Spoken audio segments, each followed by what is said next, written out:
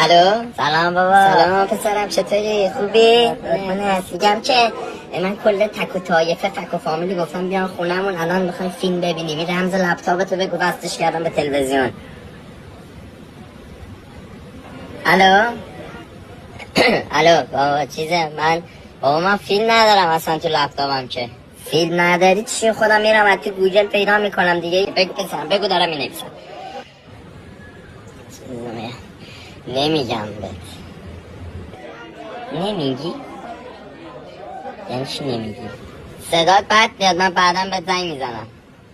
ببین این لپتاپ من برات خریدم. خب وقتی بهت میگم رمزشو بگو بگه نه همین میکنم تو کونت وقتی برگردی خونه. همین بگو منو جلو فک و فامیل زایی نکن. بگو.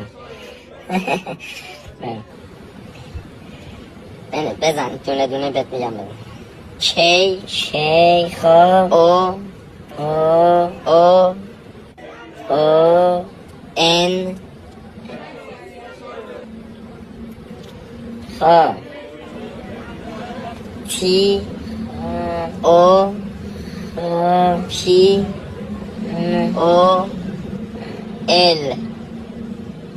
رمز لپتاپت کنتوپوله. باز شد. کجا این گوگلت؟ گوگل کروم عمود داره نشون میده. نه بابا تو کروم نری بابا، جان مادرت بابا، تو رو ناموست تو کروم نری. ها دیگه چه فرقی میکنه؟ نه تو کروم نره، تو گوگل کروم نره.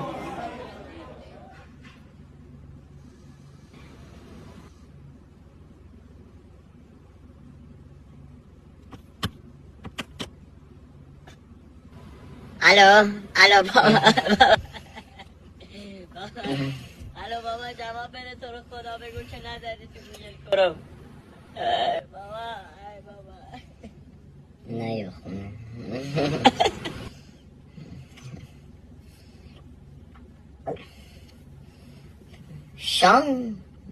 شام چه حاضر میشه؟ مرسی که هستید. ممنونم که ویدیو رو تماشا کردید. لایک ویدیو یادتون نره. کامنت هم حتما بذارید.